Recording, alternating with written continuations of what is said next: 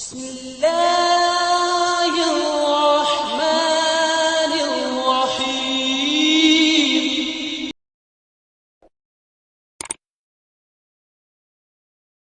شاہ صاحب، جو مائک پہ نماز پڑھنے کا مسئلہ ہے اور یہ دن بدن حرج بھی بندہ جا رہا ہے اور تعامل ناس بھی ہے، تو کیا اس میں حکم میں کوئی تکلیف ہے؟ یار آپ خود مائک پہ سوال کر رہے اور مائک کا مسئلہ پوچھ رہے ہو. نماز کا مسئلہ ہے نا، اور وہ کہہ رہے امام کی آواز بھی نہیں کہتے. جی بیٹھیے، تشریف رکھیے.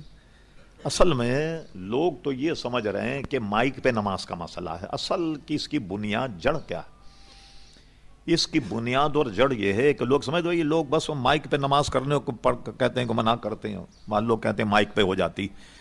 اصل مسئلہ یہ ہے کہ یہ جو آواز نکل رہی ہے یہ آدمی کی اپنی آواز ہے یا صدا باز گشت ہے، اس میں اختلاف ہے. سمجھ رہے ہیں آپ؟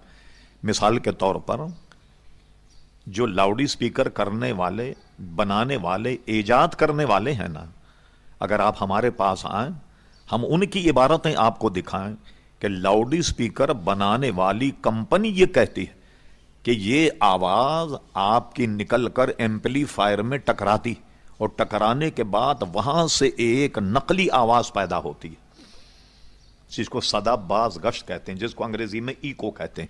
اس کے اردو میں مثال لیجیے آپ. مثال کے طور پر آدمی کہیں پہاڑوں میں جائے، جانے کے بعد وہاں کرے آ، خاموش ہو جائے، پھر ایک صدا آتی آ، حالانکہ اس کی آواز تو نہیں، اس کی آواز تو ختم ہو گئی، اس نے تو منہ بند کر لیا.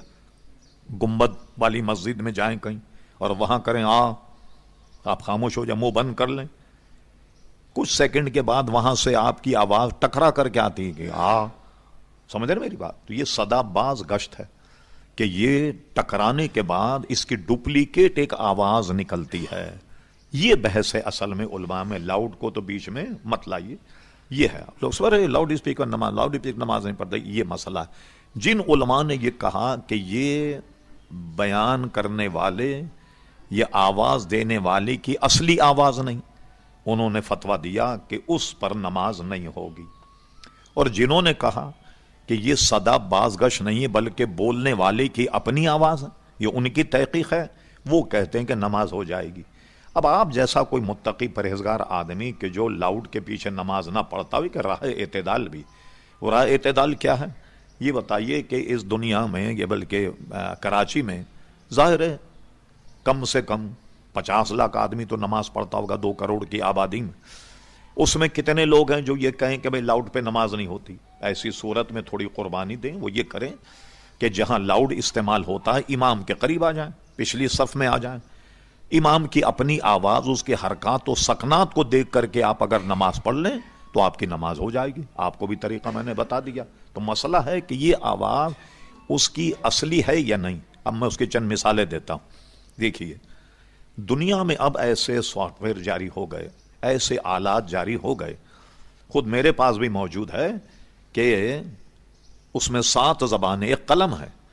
آپ انگریزی کی عبارت پر اس طریقے سے اسے چلائیے اور اس کو سیٹ کر دیں تو آپ انگریزی کے لائن پر اس کو پھیریں، وہ ڈچ میں ترجمہ کر دیتا ہے. آپ اگر دیکھیں تو وہ ڈچ میں ترجمہ کر دے گا. اب یہ اتنا اور بڑھ گیا، جیسے آپ کہتے ہیں یہ آواز جو اس سے نکلتی ہے نا وہ اس کی اپنی آواز ہے. تو اب ایسے بھی پروگرام آ گیا کہ آپ لاؤڈ پر اردو بولیں، وہاں سے انگریزی بن کر کے نکلتی ہے سوائے چند حروف کے. تو یہ بتائیے وہ بول کیا رہا؟ وہ تو انگریزی میں بول رہا، ادھر ڈچ میں نکل رہی، وہ تو سیٹنگ ہے، آپ سیٹ کر دیں. یہ ادھر اردو بول رہا، ادھر افریقن کی آواز نکل رہی، ادھر اردو بول رہا، ادھر فرانسیسی نکل رہی. اب اس کی آواز کہاں گئی؟ یہ ساری چیزیں ہیں، لیکن اس کا آسان طریقہ یہی ہے. اب ایک مسئلہ کیا ہے، دنیا بھر اس پر نمازیں پڑھ رہی ہے دنیا اور قوم، تو میرا خیال ہے اس وقت اس مسئلے کو نہ چھیڑا جائے تو یہی اچھا. چلیے اور کوئی صاحب